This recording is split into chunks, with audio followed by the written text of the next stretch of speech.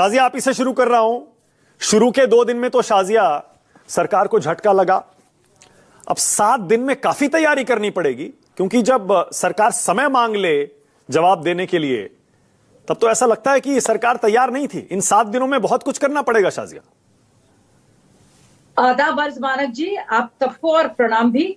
सबसे पहले तो मैं ये कहूंगी, जो झटका लग रहा है वो उन सब लोगों को लग रहा है जिन्होंने बाकायदा अवैध तौर पर ये इस तरह से धांधलेबाजी कर कर इन जमीनों पर कब्जा किया है।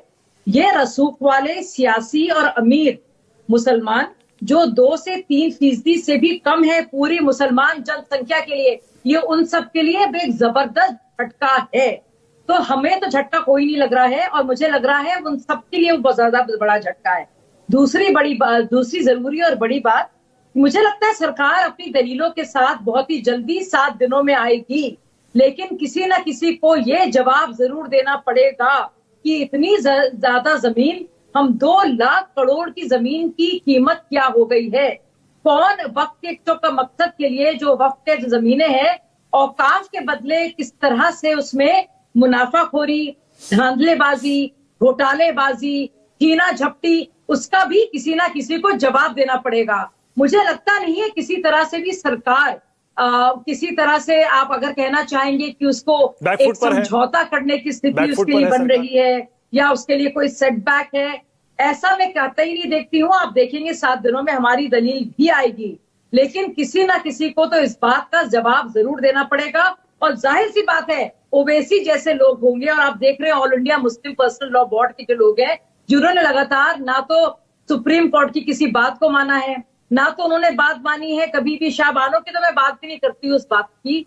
ट्रिपल तलाक का कानून किसने पास किया था? किसने सबसे पहले इसके बारे में कहा था कि जरूरी है, और सरकार से कहा था कि इसको लेकर कानून बनना चाहिए? पूरी की पूरी हियरिंग वर्डिक्ट जो आया था वो सुप्रीम कोर्ट की तरफ से आया था शायरा बानो की बात को लेकर। उसके बाद राफेल हो, सीए हो, आर्टिकल 370 हो, सुप्रीम कोर्ट की बात तब तो मानी नहीं गई। अब सुप्रीम कोर्ट सर्वे सर्वा हो गई है, क्योंकि अब चुनौती वहां पे दी जा रही है इसको लेकर।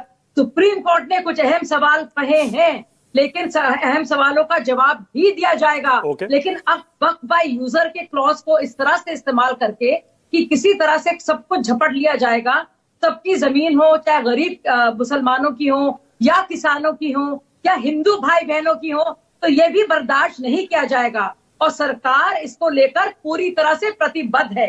ये छीना झपटी जो है ना और बदमाशी, ये जायज नहीं होगी। आपने पता है शाजिया, और मैं सबको बता दूं यहाँ पे, शाजिया, आपने बहुत कम समय में बहुत गहरी बात कह दी है। अब सुलेमान